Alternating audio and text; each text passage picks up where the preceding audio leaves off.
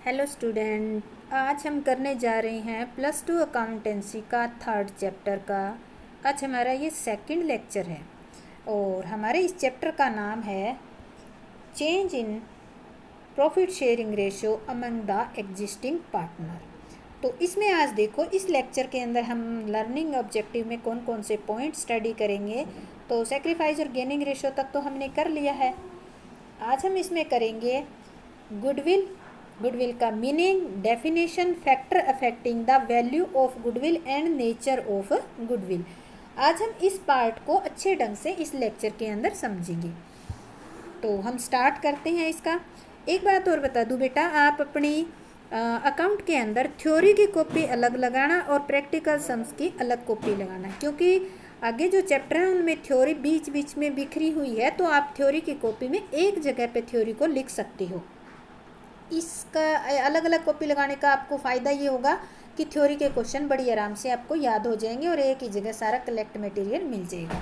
तो हम पढ़ते हैं गुडविल का मीनिंग क्या होता है। गुडविल क्या होती है? फर्म के द्वारा जो भी रेपुटेशन कमाई होती है वो रेपुटेशन ही है। और ये रेपुटेशन कमाता कौन है? ये व्यवसाय के स्वामी जो है, उन्होंने अपनी मेहनत और ईमानदारी के फलस्वरूप कमाई होती है। यानी कि इसको हिंदी में ख्याति कहते हैं। किसी भी फर्म के द्वारा अर्जित की गई प्रसिद्धि रेपुटेशन से है।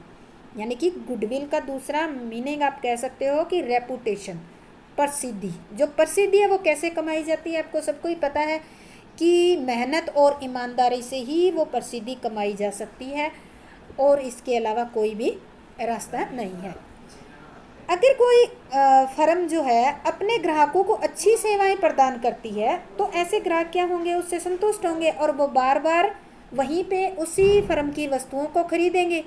तो इसका रिजल्ट ये होगा कि वह फर्म जो है भविष्य में ज़्यादा लाभ कमाने में सफल हो जाएगी, क्योंकि ग्राहक बार बार उसी वस्तु को खरीदेंगे, उसी कंपनी की वस्तु खरीदेंगे।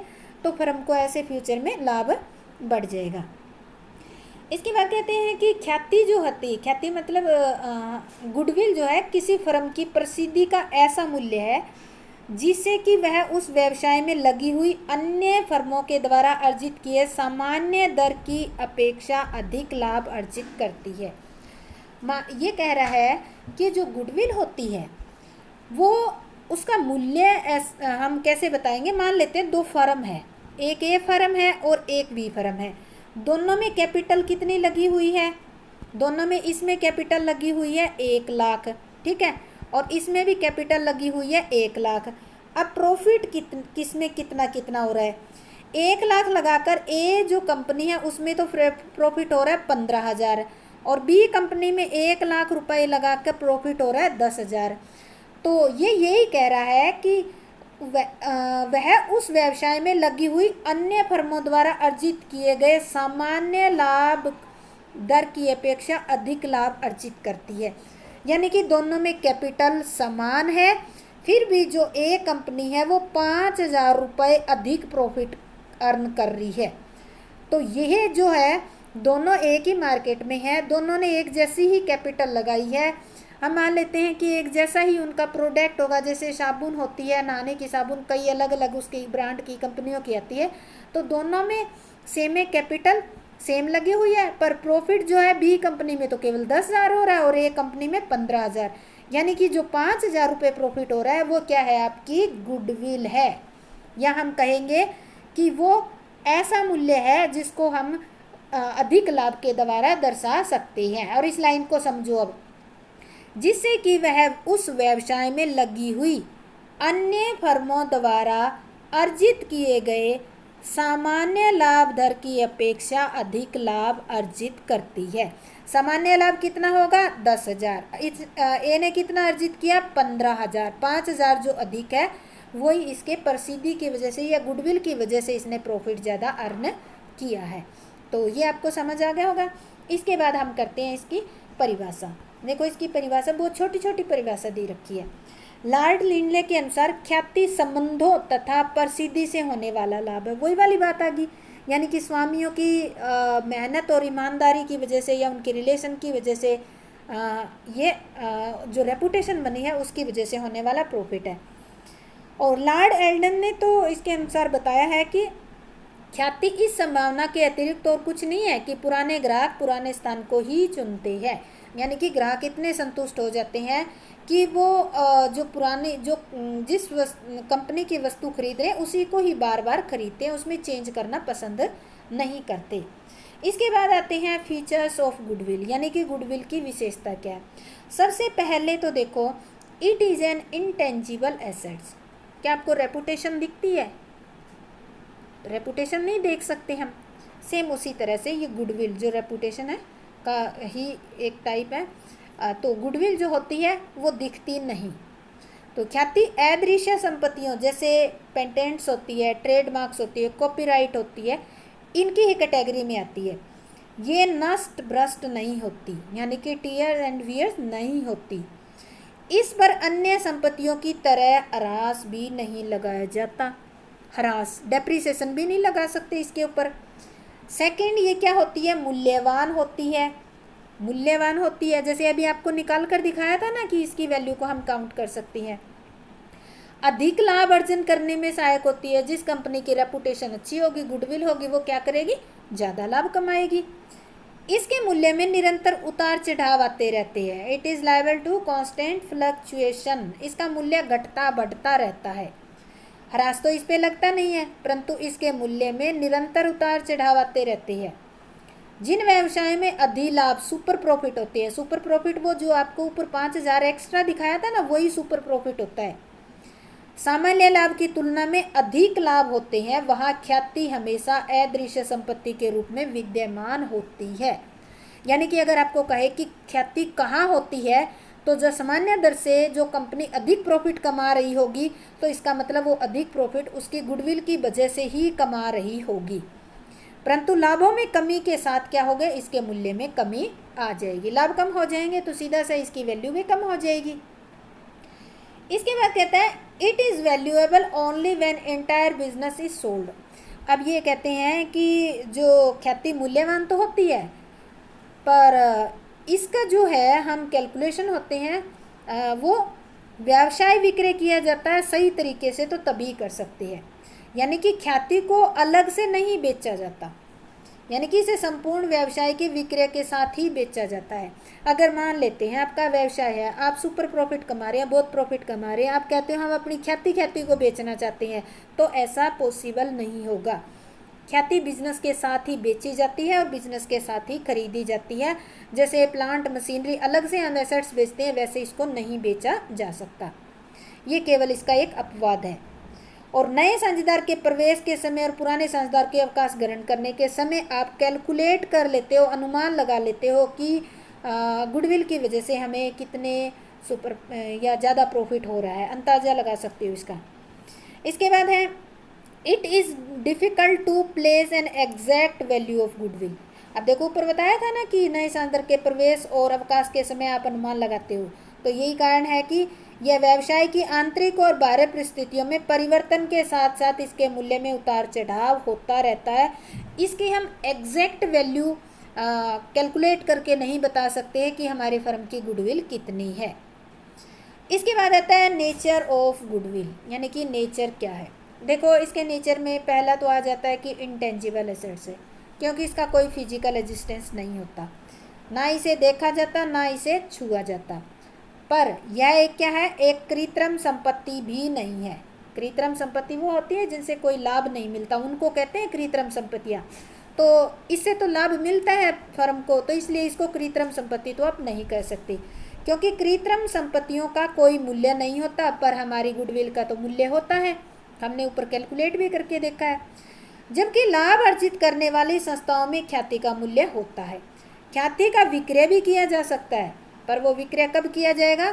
ऐसा विक्रय संपूर्ण व्यवसाय के विक्रय के समय ही संभव हो सकता है, अलग से इसको नहीं बेचा जा सकता। तो ये इसका नेचर है। इसके बाद हम करेंगे आगे। देखो ये क्वेश्चन है, ये दो तरह से आ जाता है। एक तो आता है एक क्वेश्चन तो आ जाता है इसके ख्याति की उत्पत्ति के कारण कौन से हैं, reason of origin of goodwill. पहला क्वेश्चन इस तरह से आ सकता है। दूसरा क्वेश्चन आता है factor affecting the value of goodwill, यानी कि गुडविल को प्रभावित करने वाले घटक कौन कौन से हैं, या तत्व भी लिखा सकता है, तत्व या एलिमेंट कौन कौन से है, इस नाम से आ जाता है। और एक क्वेश्चन आता है ख्याति की उत्पत्ति के रीजन, कारण कौन कौन से हैं। तो इस तरीके से ये अलग अलग नाम से घुमा फिरा के कैसे भी क्वेश्चन दे सकते हैं। तो हम इसके फैक्टर पढ़ते हैं, कौन कौन से फैक्टर हैं हमारे, कौन कौन से ऐसे फैक्टर हैं। सबसे पहला फैक्टर आता है इसका favourable location of the business. अगर व्यवसाय सुविधाजनक जगह पर है या किसी ऐसी व्यापारिक प्रमुख केंद्र पर स्थित है तो ख्याति अधिक होगी, क्योंकि वहां पर ग्राहक आसानी से आ सकते हैं। Second, efficiency of management. यदि व्यवसाय का संचालन अनुभवी, योग्य और एक दूरदर्शी प्रबंधक के हाथ में है, एक एक्सपर्ट प्रबंधक के हाथ में है, तो व्यवसाय के लाभ लगातार बढ़ते जाएंगे और इससे ख्याति का मूल्य भी बढ़ता जाएगा। थर्ड आता है लॉन्गेटिविटी ऑफ द बिजनेस। नए व्यवसाय की अपेक्षा पुराने व्यवसाय की ख्याति का मूल्य अधिक होता है, क्योंकि पुराने व्यवसाय के ग्राहकों की संख्या नए जो शुरू करते हैं व्यवसाय उसकी तुलना में ज़्यादा होती है, और ग्राहकों की संख्या ज़्यादा होगी तो सीधी सी बात है लाभ कमाने की क्षमता भी ज़्यादा ही होगी। तो ग्राहकों की ज़्यादा संख्या को लाभ उपार्जन क्षमता का प्रतीक भी माना जाता है। इसके बाद आता है nature of good. Nature of goods जो है इसके अंदर जो प्रोडक्ट आप बना रहे हो उसके नेचर के बारे में जिक्र कर रही हैं। व्यवसायी किस प्रकार की वस्तुओं का व्यापार कर रहा है, ये बहुत ही महत्वपूर्ण है। अगर व्यवसाय ऐसी वस्तुओं का व्यापार किया जा रहा है जिनका उपयोग नित्य प्रति डेली जीवन में किया जाता है, तो ऐसी वस्तुओं की मांग तो स्थिर बनी रहेगी, क्योंकि उनकी मांग तो रहेगी। जैसे आजकल लॉकडाउन के दिनों में जो रसोई का सामान होता है, अगर वो बनाने वाली कंपनी है तो उनकी मांग तो अगर घर बैठोगे तो भी आपको ज़रूरत होगी, बाहर जाओगे तो भी ज़रूरत होगी, यानी खाने के लिए तो आपको चीज़ें चाहिए ही चाहिएगी। अगर आप ऐसी वस्तुओं का व्यापार कर रही हैं तो ख्याति का मूल्य क्या होगा, अधिक होगा। इसके अपोजिट, विपरीत, अगर आप ऐसी वस्तुओं का व्यापार कर रहे हो जो जीवन यापन की नहीं है बल्कि फैशन की वस्तुएं हैं, तो इनकी मांग अस्थिर होगी। फैशन वाली वस्तुएं, जैसे फैशन वाली वस्तुओं की तो आज क्या है, अभी लॉकडाउन के टाइम में देखें तो दुकानें ही बंद पड़ी है और केवल किराना वगैरह डेली रूटीन वालों की खुली है, तो उनका बिजनेस बढ़ता जा रहा है और जो फैशन वाले हैं उनके घाटा होता जा रहा है। तो इस तरह से इनकी मांग अस्थिर होती है। और दूसरा देखो, फैशन जो होता है उसमें लगातार उतार चढ़ाव भी आते रहते हैं, क्योंकि बदलता भी रहता है। इससे क्या होगा, लाभों में उतार चढ़ाव बना रहेगा और उतार चढ़ाव के कारण क्या होगा, गुडविल की वैल्यू भी कम हो जाएगी। इसके बाद आता है पोसेशन ऑफ लाइसेंस। अगर किसी फर्म के पास कोई आयात करने का लाइसेंस है, एक्सपोर्ट करने का कोई लाइसेंस है, तो ऐसी फर्म की गुडविल ज़्यादा होगी, क्योंकि ऐसे लाइसेंस के बिना कोई और नई फर्म तो इस व्यवसाय में एंटर कर ही नहीं पाएगी, क्योंकि उसको पहले लाइसेंस लेना पड़ेगा और ये बहुत सारी फॉर्मेलिटी होगी। हो सकता है इतने टाइम में अपॉर्चुनिटी का टाइम ही चला जाए। इसके बाद है मोनोपोलिस्टिक एंड अदर राइट्स। यदि किसी व्यवसाय का बाजार पर एकाधिकार है, यानी कि पूरा होल्ड है उस बाजार पर, तो इसके लाभ में स्थिरता होगी, क्योंकि पूरा मार्केट पर कंट्रोल है तो लाभ ज़्यादा ही होंगे। इसी प्रकार से यदि इसे अन्य अधिकार जैसे कि पेटेंट्स, ट्रेडमार्क्स, कॉपीराइट और अन्य छूट भी प्राप्त है, तो ऐसे व्यवसाय की गुडविल का मूल्य भी ज़्यादा हो। एक तो मोनोपोलिस्टिक होगी और ऊपर से ये राइट भी है, इसको कुछ छूट भी मिल रही है, ये चीज़ें भी हैं इसके पास, तो इसको तो सोने पे सुहागे वाली बात हो गई है। 7th है हमारा रिस्क इन्वॉल्व्ड। यदि व्यवसाय में जोखिम अधिक है तो ख्याति का मूल्य क्या होगा, कम होगा, क्योंकि जोखिम की वजह से, रिस्क की वजह से प्रॉफिट जो होते हैं उनमें अनसर्टेनिटी बनी रहेगी।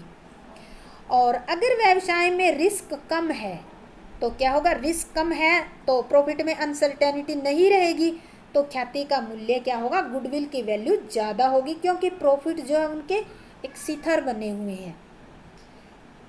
Trend of profit. अगर किसी व्यवसाय में पिछले वर्षों में लगातार लाभ बढ़ रहे हैं तो उसकी ख्याति ज़्यादा होगी। और लगातार लाभ कम हो रही हैं या अस्थिर हैं तो क्या होगा, गुडविल की वैल्यू कम हो जाएगी। फ्यूचर कंपटीशन, फ्यूचर के बारे में बता रहा है। अगर किसी व्यवसाय में फ्यूचर में कंपटीशन की मात्रा में वृद्धि होने की संभावना है, अगर ये लगता है कि फ्यूचर में तो कंपटीशन बहुत टफ होने वाला है, तो क्या होगा, उस व्यवसाय की गुडविल जो है कम हो जाएगी। कैपिटल रिक्वायर्ड, अगर दो व्यवसायों की लाभ दर एक समान है तो जिस व्यवसाय में कम मात्रा में पूंजी लगी है उसकी ख्याति अधिक होगी, क्योंकि ऐसे व्यवसाय को विक्रय करते समय काफ़ी संख्या में क्रेता उपलब्ध हो जाएंगे। ये वही वाला पॉइंट है जो आपको बताया था ना उसके अंदर। इसको दूसरे तरीके से भी बता देती हूँ। ये कहते हैं जैसे ए और बी है दो, ठीक है, दोनों 10-10 हज़ार रुपये प्रॉफिट कमा रहे हैं, ये प्रॉफिट कमा रहे हैं 10-10 हज़ार रुपये, ठीक है। कैपिटल किस में लगी हुई है, इसमें तो लगी हुई है 1 लाख रुपए, ठीक है, और इसमें लगी हुई है 80,000। तो इसमें आप किसको एफिशिएंट मानोगे? अगर प्रॉफिट को तो देखते हैं तो हम कहेंगे कि दोनों में बराबर प्रॉफिट हो रहा है, पर नहीं, दोनों में बराबर प्रॉफिट नहीं हो रहा। अगर कैपिटल को देखें तो इसने 1 लाख रुपए लगाकर 10,000 कमाए हैं और इसने केवल 80,000 रुपये लगा के 10,000 कमा लिए। तो हम एफिशिएंट कौन सी फर्म को मानेंगे? बी फर्म को मानेंगे, क्योंकि इसमें कैपिटल कम लगी है, इसने कम पूंजी होते हुए भी ए फर्म के बराबर प्रॉफिट अर्न कर लिया है। यही वाला कैपिटल रिक्वायर्ड जो है इसमें बता रहा है, दो व्यवसायों की लाभ दर एक समान है तो जिस व्यवसाय में कम मात्रा में पूंजी विनियोजित है उसकी ख्याति अधिक होगी, क्योंकि ऐसे व्यवसाय को विक्रय करते समय काफ़ी संख्या में क्रेता उपलब्ध हो जाएंगे। इसके अलावा कुछ और फैक्टर्स भी दिए हुए देखिए, अच्छे औद्योगिक संबंध होते हैं तो ख्याति गुडविल ज़्यादा होती है। सरकार के नियम अगर अनुकूल होते हैं, फेवरेबल होते हैं गवर्नमेंट रेगुलेशन, तो भी गुडविल ज़्यादा होती है। स्टेबल पॉलिटिकल कंडीशन, अगर देश में राजनीतिक दशाएं स्थिर है, यानी कि एक ही पार्टी का राज है, या हम ये कहें कि एक पार्टी का राज सरकार बन जाती है तो वो 5 साल तक चलती है। ये नहीं है कि एक साल किसी एक पार्टी का, दूसरी साल किसी दूसरी पार्टी का, ऐसा नहीं होना चाहिए। रिसर्च और डेवलपमेंट जो कंपनी ज़्यादा करती है उसकी गुडविल ज़्यादा होती है। और effective advertisement to establish brand popularity, अगर आप कोई इफ़ेक्टिव एडवर्टाइजमेंट करा रहे हैं तो इससे आपका जो ब्रांड है उसकी इमेज लोगों के दिमाग में हो जाएगी, या आपका ब्रांड पॉपुलर हो जाएगा तो लोग ज़्यादा जुड़ जाएंगे आपसे, ज़्यादा वस्तुएं खरीदने लग जाएंगे, ज़्यादा कस्टमर हो जाएंगे, तो आपकी गुडविल भी इंक्रीज हो जाएगी। Popularity of product in term of quality, ये इम्पोर्टेंट है। अगर आप अच्छी क्वालिटी का प्रोडक्ट दे रहे हो तो सीधा सी है कि आपकी गुडविल इंक्रीज हो जाएगी। इसके बाद आता है क्लासिफिकेशन ऑफ गुडविल। देखो इसको दो पार्ट में डिवाइड किया जाता है, एक तो परचेज गुडविल होती है और एक सेल्फ जनरेटेड गुडविल होती है, जिसको इनहेरेंट गुडविल भी कहते हैं, यानी कि अपने आप सेल्फ खुद से कमाई गई, अर्जित की गई गुडविल। तो इनको डिटेल से पढ़ते हैं। परचेज गुडविल क्या होती है? क्रय की गई ख्याति वह होती है जिससे भुगतान करके प्राप्त किया गया है। उदाहरण के लिए जब कोई व्यवसाय क्रय किया जाता है तो शुद्ध संपत्तियां शुद्ध संपत्तियां उसको कहते हैं। संपत्तियों में से अगर दायित्व को घटा देते हैं तो उसको हम शुद्ध संपत्ति कहते हैं। से क्रय मूल्य के आधिक्य को क्रय की गई ख्याति कहा जाएगा। ये आगे हम चैप्टर में स्टडी करने वाले हैं। इसके इम्पोर्टेंट फीचर्स क्या है? पहला तो है यह व्यवसाय के क्रय के समय ही उत्पन्न होती है। दूसरा, इसका पुस्तकों में अलग से लेखा नहीं किया जाता क्योंकि इसके लिए प्रतिफल का भुगतान किया गया है, लेखा किया जाता है इसका। इसे स्थिति विवरण में एसेट्स के रूप में दिखाया जाता है। इसके उपयोगी आर्थिक जीवन काल में इसको राइट ऑफ कर दिया जाता है। अगर आपने खरीदी है तो आपने मान लेते हैं कि 5 या 10 वर्षों में जैसे करके धीरे धीरे इसको P&L अकाउंट में दिखा के राइट ऑफ कर देते हो। सेकंड आती है सेल्फ जनरेट गुडविल या इनहेरिट गुडविल। ऐसी ख्याति एक चालू व्यवसाय में उस व्यवसाय की अनेक विशेषताओं के कारण उत्पन्न होती है, यानी कि ये खुद के द्वारा कमाई होती है। और वो विशेषताएं कौन सी होती हैं जिनकी वजह से ख्याति उत्पन्न होती है, गुडविल उत्पन्न होती है? एक लंबे समय के दौरान व्यवसाय के अंदर ही उत्पन्न होती है। ये लंबे समय, अभी आपने थोड़ी देर पहले पढ़ा था ना कि पुराने व्यवसाय की गुडविल जो है नए व्यवसाय की तुलना में ज़्यादा होती है, वही वाला पॉइंट है ये। दूसरा, इस प्रकार की ख्याति का सही मूल्य ज्ञात नहीं किया जाता। जो सेल्फ जनरेटेड होती है उसकी आप सही तरीके से कैलकुलेशन नहीं कर सकते। इसका मूल्यांकन करने वाले व्यक्ति के विचार या दृष्टिकोण पर निर्भर करता है। हो सकता है एक व्यवसाय है वो आप उसकी हम कहें कि सेल्फ जनरेटेड गुडविल कितनी है, आप अलग अमाउंट कैलकुलेट करोगे, मैं अलग अमाउंट कैलकुलेट करूँगी, क्योंकि हर एक व्यक्ति के विचार और दृष्टिकोण पे डिपेंड करता है ये। थर्ड इसका है लेखांकन प्रमाण 26, इसको AS-26 कहा जाता है। अदृश्य संपत्तियों के अनुसार इसका लेखा पुस्तकों में नहीं किया जाता। इसका कारण यह है कि इसके बदले में मुद्रा में या मुद्रा के बराबर कोई मूल्य नहीं चुकाया गया। कौन सी की बात कर रहा है ये? सेल्फ जनरेटेड वाली की बात कर रहा है, ये स्वयं उत्पन्न की गई गुडविल की बात कर रहा है कि उसका लेखा नहीं किया जाता, क्योंकि इसका हम मूल्य ही सही ढंग से कैलकुलेट नहीं कर पाते, तो इसको कैसे लिखेंगे? Need for the valuation of goodwill, जरूरत कब पड़ती है आपको गुडविल की वैल्यूएशन करने के लिए? पहला, जब वर्तमान साझेदारों के मध्य लाभ विभाजन अनुपात में परिवर्तन हो जाए तब हमें कैलकुलेट करनी पड़ती है गुडविल। कोई नया साझेदार आ जाए, या कोई साझेदार अवकाश ग्रहण कर ले, या किसी की मृत्यु हो जाए, या हम फर्म को बेच देते हैं, या फिर दो फर्म जो होती है उनका एक साथ अमलगमेशन हो जाता है, एकीकरण हो जाता है, जैसे ए फर्म और बी फर्म दोनों मिलकर एक नई फर्म बना लेते हैं, ये दोनों नई फर्म बना लेते हैं, तो ये जो है नई फर्म बनी है, तो इन दोनों को ही गुडविल के कैलकुलेशन की ज़रूरत पड़ेगी। तो स्टूडेंट, अगर आपको ये समझ आ गया अच्छे ढंग से तो लाइक शेयर और सब्सक्राइब जरूर करना। जय हिंद, जय भारत।